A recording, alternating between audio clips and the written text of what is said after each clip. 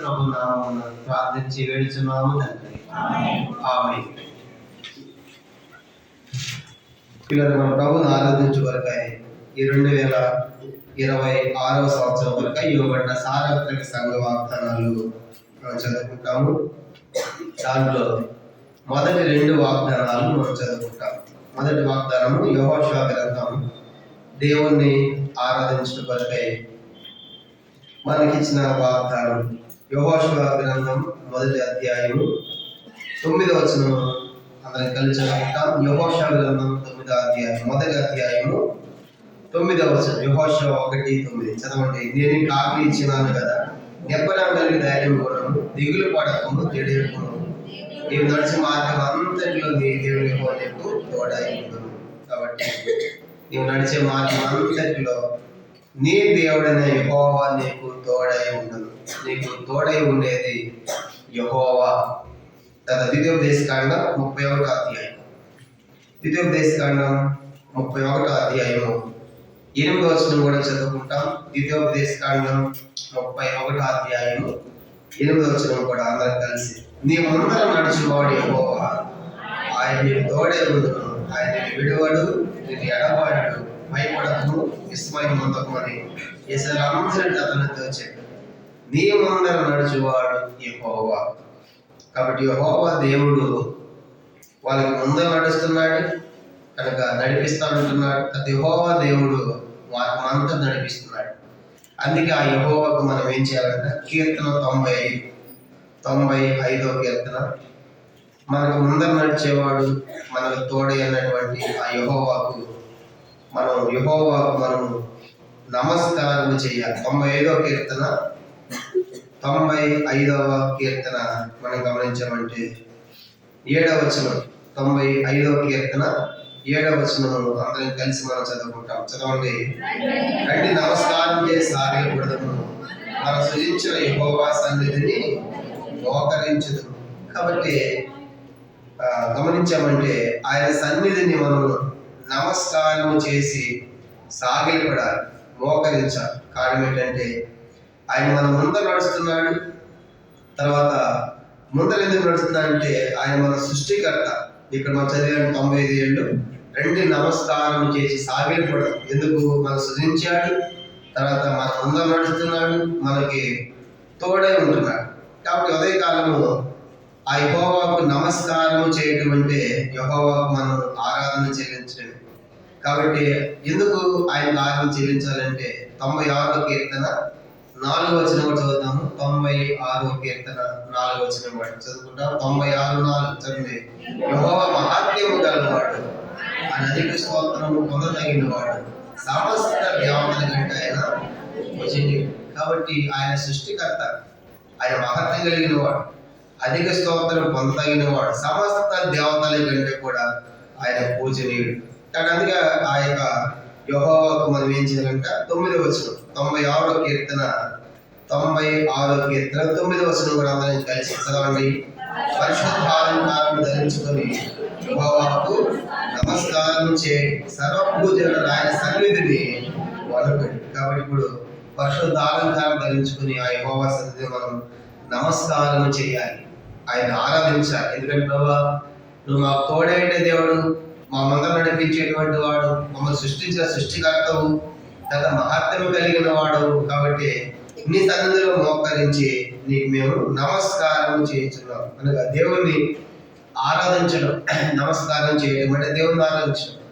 కాబట్టి ఉదయకాల సమయంలో ఆ దేవుని మనము అలా నమస్కారం చేయడానికి, ఆ దేవుని ఆరాధించడానికి ఆ యెహోవా దేవుడు ఎలాంటి వాడో దేవుని వాక్యం నుంచి ఒక 7 సంగతులు మీకు జ్ఞాపకం చేయాలని కోరుతున్నాను. ఆ దేవుని మనం ఆరాధించడానికి ఆయన ఉన్న లక్షణాలు, ఆయన ఎట్లాంటి దేవుడు ఉన్నాడో కొన్ని సంగతులు మనం చూసి మన ప్రభుని ఆరాధిస్తాం. మొట్టమొదటిగా ఆయన ఎట్లాంటి వాడు. 99వ కీర్తన, ఇది మొదటి సంగతి. కీర్తన 99వ కీర్తన 3వ వచనము, తర్వాత 5వ వచనము, తర్వాత 9వ వచనంలో ఒకే మాట రాయబడింది. 99వ కీర్తన 3వ వచనం చివరిలో యెహోవా పరిశుద్ధుడు, 5వ వచనం చివరిలో యెహోవా పరిశుద్ధుడు. తర్వాత మరి 9వ వచనం కూడా చూసామంటే యెహోవా మన దేవుడని యెహోవా పరిశుద్ధుడు మన దేవుని యెహోవాను ఘనపరచుడి, ఆయన పరిశుద్ధ పర్వతం మీద సాగిలపడుడి. అంటే మొదటి సంగతి, యెహోవా దేవుడు పరిశుద్ధ దేవుడు. చెప్పండి, ఆయన ఎందుకు ఆరాధించాలి? మనం ఆయన పరిశుద్ధ దేవుడు కనుక. ఎంత పరిశుద్ధ దేవుడు అంటే యెషయా 6వ అధ్యాయంలో మనం చూసామంటే మొదటి 3 వచనాల్లో రాయబడింది. అక్కడ పరలోకంలో పరిశుద్ధుడు పరిశుద్ధుడు పరిశుద్ధులని కోట్ల కొలది దూతల చేతను, సెరూబుల చేతను, కెరూబుల చేతను నిరంతరము గాన ప్రతి గానములతో చేయబడుతున్నవాడు. కాబట్టి ఆయన పరిశుద్ధ దేవుడు. కాబట్టి ఈ లోకంలో యెహోవా వంటి పరిశుద్ధ దేవుడు ఒక్కడు లేడు.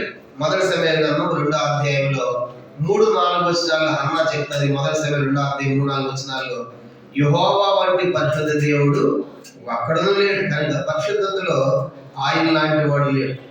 కాబట్టి ఉదయకాలంలో మన దేవుని ఆరాధించడానికి ఆయన ఎట్లాంటి వాడు అంటే ఆయన పరిశుద్ధ దేవుడు. అందుకే ఇశ్రాయేలు ప్రజలు కూడా ఆ ఎర్ర సముద్రం దాటిన తర్వాత దేవుని ఆరాధించారు. నిర్గమాకాండము 15వ అధ్యాయం, నిర్గమాకాండము 15వ అధ్యాయము 11వ వచనం చదువుకుంటాం. నిర్గమాకాండం 15వ అధ్యాయము 11వ వచనం కూడా, యెహోవా వేల్పులో నీ వంటి వాడెవడు, పరిశుద్ధతను బట్టి మహనీయుడు, స్తుతికీర్తనలు బట్టి పూజ్యుడు, అద్భుతములు నీ వంటి వాడెవడు. కాబట్టి ఆయన ఇశ్రాయేలు ప్రజలు కూడా ఎర్ర సముద్రం దాటిన తర్వాత యెహోవా వేల్పుల్లో అంటే దేవతల్లో నీ వంటి వాడాడు, పరిశుద్ధతను బట్టి మహనీయుడు, కానీ పరిశుద్ధతలో ఉన్నతమైన స్థానంలో ఆయన ఉన్నాడు. కాబట్టి అందుకే హన్నా కూడా ఆ మాట చెప్పింది కదా, మొదటి సమయాల గ్రంథం 2వ అధ్యాయం చూడండి. హన్నా కూడా అదే ఎత్తి విజ్ఞాపన చేస్తుంది. మొదటి సమయాలు 2వ అధ్యాయము 2వ వచనం. మొదటి సమయాల గ్రంథం 2వ అధ్యాయం 2వ వచనం, యెహోవా వంటి పరిశుద్ధ దేవుడు ఒకడును లేడు, నీవు తప్ప మరి ఏ దేవుడును లేడు. మన దేవుడు అంటే ఆశ్రయేది లేదు. గమనించాము, యెహోవా వంటి పరిశుద్ధ దేవుడు ఒక్కడే లేడు. కాబట్టి ఉదయకాలం దేవుణ్ణి ఆరాధించడానికి ఆ యెహోవా మనకి ముందర నడిచే యెహోవా, మనకు తోడైన యెహోవా పరిశుద్ధ దేవుడు, పరిశుద్ధ దేవుడు. కాబట్టి ఉదయకాలం అందుకే ఆ పరిశుద్ధ దేవుడిని మనం ఎలుగెత్తి ఆరాధించాలి. కారణం ఏంటంటే ఆయన పరిశుద్ధుడు మనం పరిశుద్ధిగా చేయడానికి తన కుమారుడు యేసు ప్రభువుని లోకానికి పంపించాడు. యేసు వారి కాల్చే రక్తము ద్వారా మన ప్రతి పాపాన్ని కడిగి మనల్ని కూడా పరిశుద్ధునిగా నీతిమంతులుగా చేశాడు. దాన్ని బట్టి మనం ఉదయకాలము ఆ దేవుని ఎలుగెత్తి ఆరాధించడం లాగా ఇది మొదటి ప్రాముఖ్యమైన సంగతి. యెహోవాకు నమస్కారం ఎందుకు చేయాలంటే యెహోవా దేవుడు పరిశుద్ధ దేవుడు. రెండవ సంగతి కీర్తన 119 చూడండి. యెహోవా దేవునికి ఎందుకు మనం నమస్కారం చేయాలంటే 119వ కీర్తన 137వ వచనం. 119వ కీర్తన 119 137వ వచనం రెండోది చదువుకుంటాం. చదవండి. యెహోవా నీవు నీతిమంతుడవు, నీ న్యాయ విధులు యథార్థములు. అందరూ చెప్పండి, యెహోవా నీవు నీతిమంతుడవు. కాబట్టి రెండోదిగా ఆ దేవుని ఎందుకు మనం ఆరాధించాలంటే ఆ యెహోవా దేవుడు ఎట్లాంటి వాడంటే ఆయన నీతిమంతుడు. కాబట్టి ఉదయకాలము నిజంగా లోకంలో నీతిమంతులు ఒక్కడ కూడా లేరనే మాట మనం చూస్తాం. కాబట్టి బైబిల్ సెలవిస్తా ఉంది, నీతిమంతుడు లేడు, ఒక్కడు లేడు, గ్రహించేవాడు లేడు, దేవుని వెతకవాడు లేడు, అందరూ త్రోవతకు ఏకముగా పనికి మాలవారు. రోమపత్రిక 3:11 నుంచి మనం చూస్తాం. కాబట్టి ఉదయకాలము ఆ దేవుడు నీతి న్యాయములు కలిగిన వాడు కనుక నీతి న్యాయం అది 137 చెప్పాడు కదా, నీతిమంతుడు అతని న్యాయ విధులు యథార్థములు. కనుక ఆయన న్యాయవంతుడు కూడా అంట. కీర్తన 7వ కీర్తన ఆయన అయితే నీతి ఉంది, ఆయన అయితే న్యాయం కూడా ఉంది. 7వ కీర్తన 17వ వచనం. కీర్తన 7వ కీర్తన 17వ వచనం. 7వ కీర్తన 17వ వచనం. యెహోవా న్యాయం విధించేవాడని నేను ఆయనకు కృతజ్ఞతాస్తుతులు చెల్లించాను. సర్వోన్నత యెహోవా నామమును కీర్తించాను. కాబట్టి ఆయనకి ఎందుకు కృతజ్ఞతాస్తుతులు చెల్లిస్తున్నారంటే యెహోవా న్యాయం విధించేవాడు, యెహోవా నీతిమంతుడు, ఆయన నీతి ఉంది, ఆయన న్యాయం ఉంది. లోకములు అంతా కూడా అవినీతి, అక్రమము, అన్యాయమే మనం చూస్తాం. కాబట్టి ఆయన ఒక్కడే నీతిమంతుడు, దేవుడు ఒక్కడే న్యాయవంతుడు. కాబట్టి ఆయన న్యాయం విధించేవాడు. ఆయన యొద్ద అన్యాయానికి అవకాశం లేదు. కాబట్టి ఆ దేవుని ఆరాధించడానికి గల రెండవ కారణం, రెండవ హేతు ఆయన ఔన్నత్యం. మొదటిది పరిశుద్ధులైతే, రెండవదిగా నీతి న్యాయములు కలిగిన దేవుడు. కనుక ఆయన స్థాపించే రాజ్యం కూడా అలాగే ఉండబోతుంది. భవిష్యత్తులో స్థాపించే రాజ్యం కనుక నిత్యత్వంలో అలాంటి రాజ్యానికి మనం వెళ్ళబోతున్నాం. కాబట్టి అక్కడ అన్యాయం ఉండదు, అక్రమం ఉండదు, కనుక అవినీతి ఉండదు. అలాంటి రాజ్యాన్ని దేవుడు స్థాపించాడు. కనుక ఆ రాజ్యంలో మనమంతా కూడా యాజకులుగా, కనుక రాజులుగా మారబోతున్నాం. అందుకే రెండోది, దేవా నీవు నీతిమంతుడు, నీవు న్యాయవంతుడు. ఆయనలో ఏ లోపం, ఏ పాపము కూడా లేని దేవుడు. ఆయన ఏది చేయడం ఎంత మాత్రము కూడా లేదు. అందుకే ఆయన ఆరాధనకు యోగ్యుడు. కారణం ఏంటంటే రెండోదిగా ఆయన నీతిమంతుడు, న్యాయవంతుడు. ఇది రెండో సంగతిగా మనం జ్ఞాపకం చేసుకుంటాం. మూడో విషయం మనం చూసినప్పుడు యెహోవా ఎలాంటి వాడు. కీర్తన 136 కీర్తన, మూడో సంగతి మనం చూద్దాం. 136 కీర్తన మొదటి వచనం. 136 కీర్తన, 136 కీర్తన మొదటి వచనం అందరం కలిసి చదువుతాం. చదువు. యెహోవా దయాళుడు, ఆయన కృతజ్ఞతాస్తుతులు చెల్లించుడు, ఆయన కృప నిరంతరముందును. కాబట్టి యెహోవా దయాళుడు కనుక ఆయన దయ కలిగిన వాడు.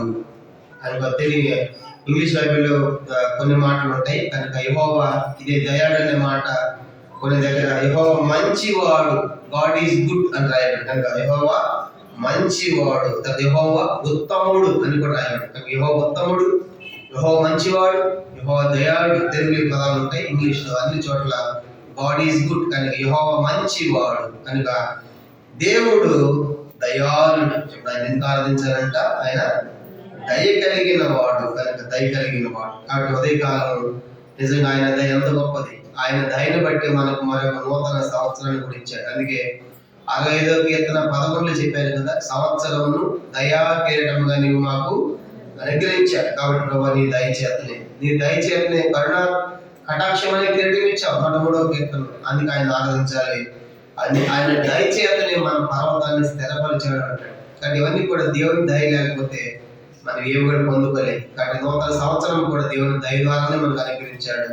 దాన్ని బట్టి మనం దేవుని ఆరాధించాలి. కనుక 4వ సంగతి చూసినప్పుడు యెహోవా ఈయన దయ కలిగిన వాడు. మొదటిది యెహోవా పరిశుద్ధ దేవుడి కంటే ఆరాధించాలి. రెండవది యెహోవా నీతి న్యాయం కలిగినట్టుగా ఆరాధించాలి. మూడవది యెహోవా దయాళుడు కనుక దయగలిగిన వాడు, మంచివాడు, ఉత్తముడు కనుక ఆయన ఆరాధించాలి.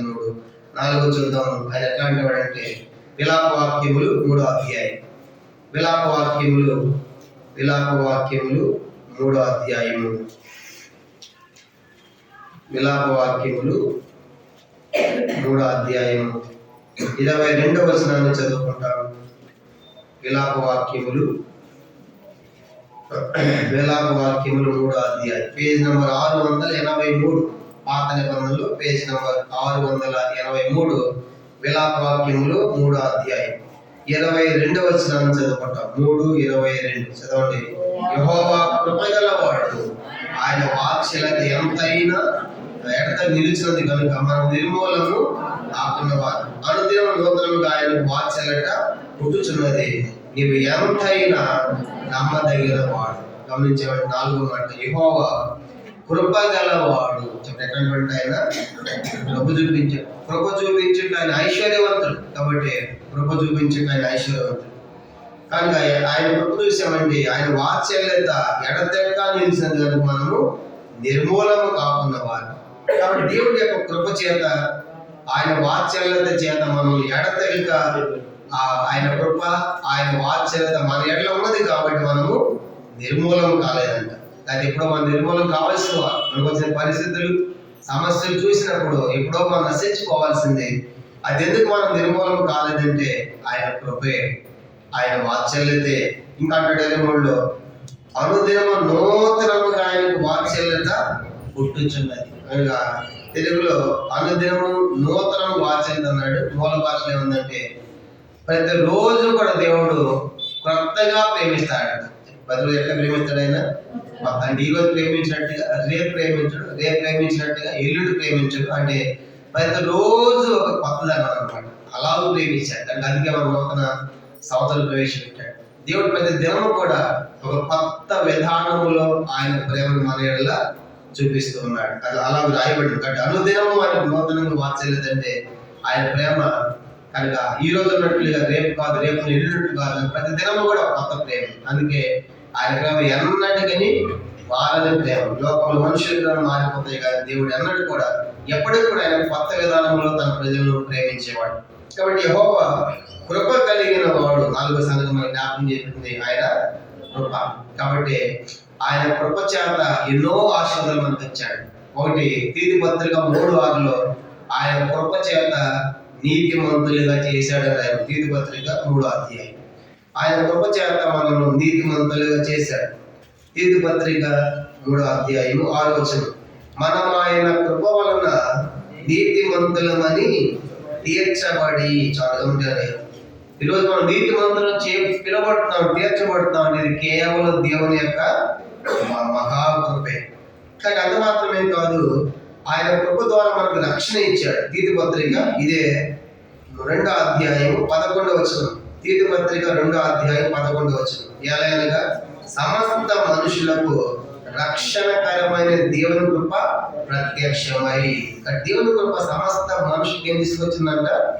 రక్షణ. కాబట్టి ఈరోజు మనం రక్షించబడిన వారు. ప్రభా, నీ యొక్క కృప చేత నన్ను రక్షించావు, నీ కృప చేత నన్ను నీతిమంతులు చేసావు. దేవుని వాక్యంలో ఎన్నో ఆశీర్వాదాలు కృప వెంబడి కృప మనకు అనుగ్రహిస్తూ ఆయన ఇస్తూ వచ్చాడు. అందుకే ఎఫెసీ పత్రిక అంటాడు కదా, ఇది క్రియల ద్వారా కలిగినది కాదు. ఎఫెసీ పత్రిక 2 చూడు, మనం పొందినవన్నీ కూడా ఇవి మనము క్రియల ద్వారా సంపాదించుకున్నవి కాదు అంటాడు. కనుక అది దేవుని వరమే, దేవుని కృప చేతనే.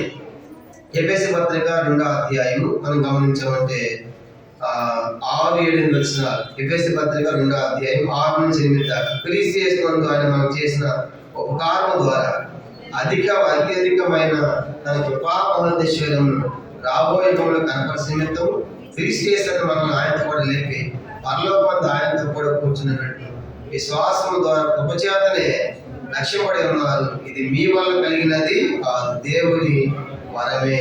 అది క్రియల వల్ల కలిగినది కాదు. కనుక ఎవరు అతిశయపడ వీరులే. కాబట్టి నా క్రియల ద్వారా సంపాదించుకున్నది అతిశయపడకూడదు, వీళ్ళే. కారణం ఏంటంటే కేవలం ఆయన విశ్వాసం నుంచే నువ్వు ఆయన కృప చేతని ఇవన్నీ ప్రసాదించాడు. కాబట్టి దేవుని కృప అంటే నీ కృప జీవము కంటే ఉత్తమం అంటాడు. కాబట్టి నీ కృప భూమికి ఆకాశం ఎంత ఎత్తుగా ఉందో ఆయన ఎందుకు భయభక్తులు కలవాడి ఆయన కృప అంత అధికముగా, అంత హెచ్చుగా ఉంది. కాబట్టి ఉదయకాలం దేవుని ఎందుకు ఆరాధించాలి? యెహోవా దేవుడు ఆయన కృప కలిగిన వాడు.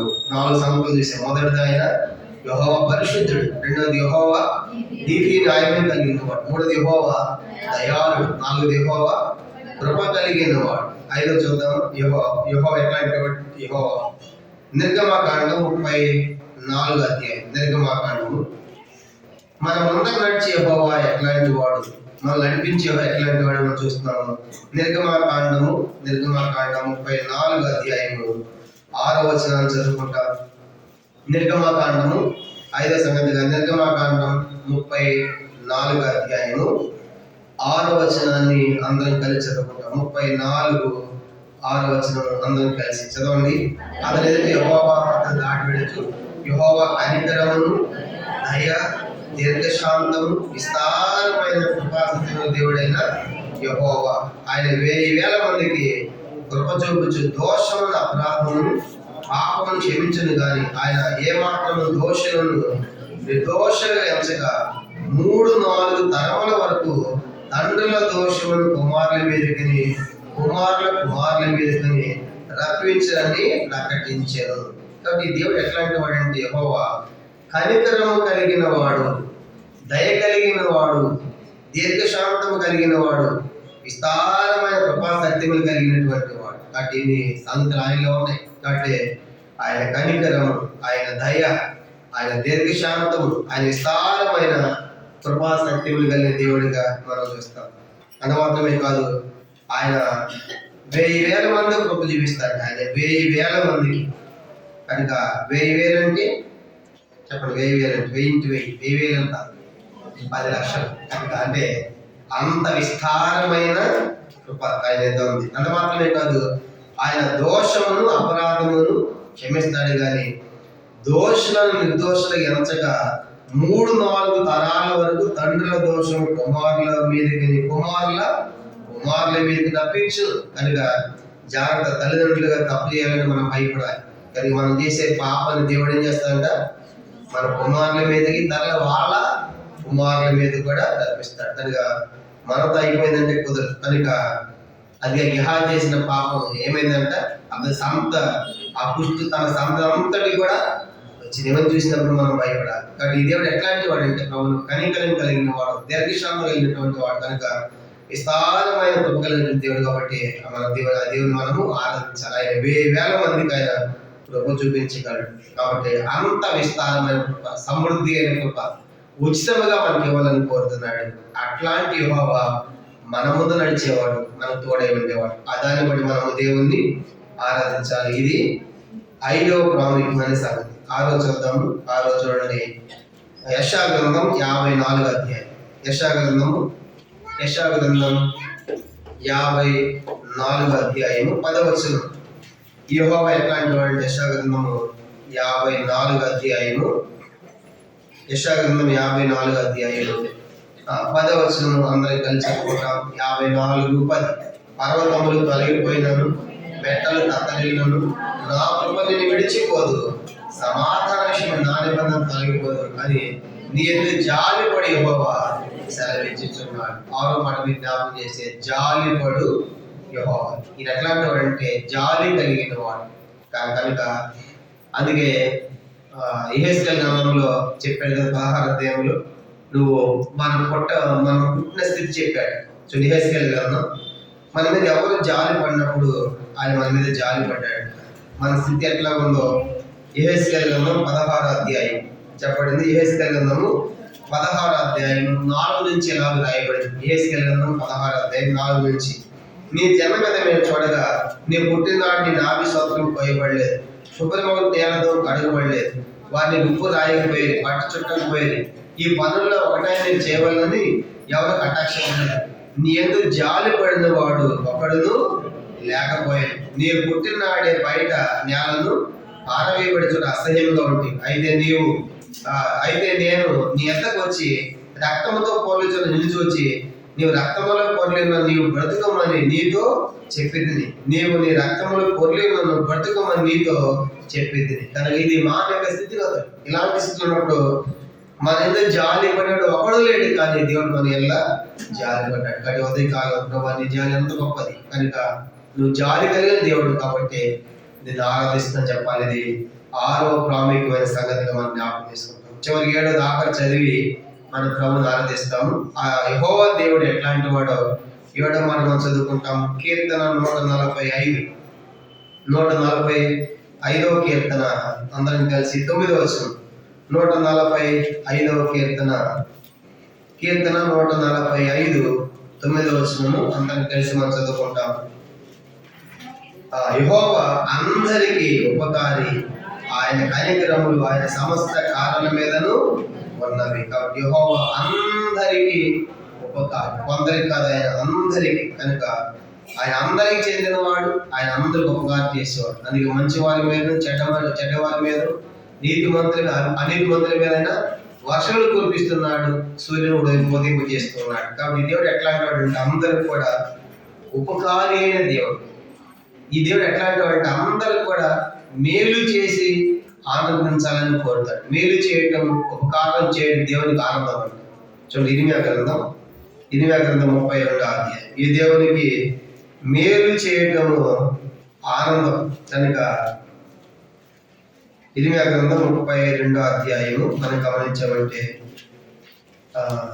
వారికి మేలు చేయటం యందు నేను వారి యందు ఆనందించుచున్నాను అంటాడు. ఇర్మీయా గ్రంథం 32వ అధ్యాయము 40వ వచనం. 32:40 నేను వారికి మేలు చేయట మానకూడదంటూ నిత్యమైన నిబంధన వారితో చేయించున్నాను, వారు నన్ను విడకున్నట్లు వారి హృదయం భయభక్తులు పుట్టించారు. నేను వారికి మేలు చేయుట మానకూడదంటూ.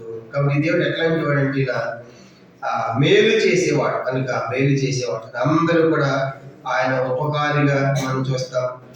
అందరూ కూడా ఆయన మేలు చేసేదారు. కాబట్టి ఈ సంవత్సరం అంతట్లో కూడా మనం నడిపిస్తానని సెలవిస్తున్నాడు, మన ముందర ఉంటానని సెలవిస్తున్నాడు, మనం తోడుగా ఉంటానంటున్నాడు. ఎట్లాంటి వాడు అంటే మనకు మేలు చేసేవాడు. కాబట్టి మేలు చేయటందు ఆనందించే దేవుడు. ఆమడుతుంది 32:41 ఇర్మియా గ్రంథం 32:41 వారికి మేలు చేయటం వారెందు ఆనందించుచున్నాను, నా పూర్ణ హృదయంతోను నా పూర్ణ ఆత్మతో ఈ దేశంలో నిత్యముగా వారిని నాటెలను, వాటికి మేలు చేయటం నేను ఆనందిస్తున్నాను. కాబట్టి ఈ ఉదయకాల సమయంలో ఆ యెహోవా ఎందుకు నమస్కారం చేయాలంటే, ఆ యెహోవా మన మార్గములో మనం తోడుగా ఉండేవాడు, మన ముందర నడిచేవాడు. అందుకే ఆ రెండు నమస్కారం చేసి యెహోవా సన్నిధిని మనము సాగిలపడాలి. కారణం ఏంటంటే పరిశుద్ధాలను ధరించుకుని యెహోవాకు నమస్కారం చేయాలి. కారణం ఏంటంటే ఆయన యెహోవా మొట్టమొదటి పరిశుద్ధ దేవుడు అని మనం చూసాం. రెండోది యెహోవా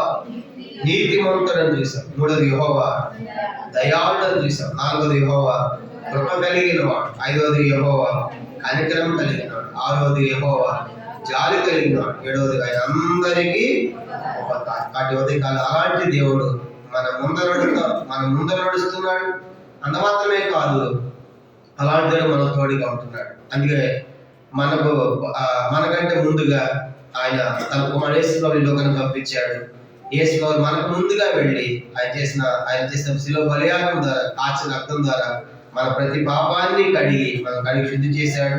ఆయన కుమారులు సేకరించాడు. కాబట్టి ఆయన రాజ్య వారసులుగా చేశాడు. ఇవన్నీ తలపోసుకున్నప్పుడు అదే ఆత్మ సత్యం ఎరిగి మనము ఆరాధించుదాం. ప్రభు తన వాక్యాన్ని దీవించును గాక. ఆమె మనం లేచినబడి ఒక పాట పాడుకుంటాము. ఆ సమయంలో సండే స్కూల్ పిల్లలు వారి క్లాస్కి వెళతారు. అందరు లేచిన పాడుకుంటాము. చౌచాట పాడినప్పుడు సండే స్కూల్ పిల్లలు వారి క్లాస్కి వెళతారు. పాట సంఖ్య 92 పాట. కొత్త వాటిలో, పాత వాటిలో 90, కొత్త వాటిల్లో 92, పాత వాటిల్లో 90వ పాట పాడుతూ ఉండగా సండే స్కూల్ పిల్లలు వారి క్లాస్ వెళ్తారు. యెహోవా మహోన్నతుడా మహిమయు నీదే, ఇహమందు రక్షక మహిమంచిదాతవు, ఇహమందు రక్షక మహిమంచిదాతవు. యెహోవా మహోన్నతుడా పాలకుడవు పరమందు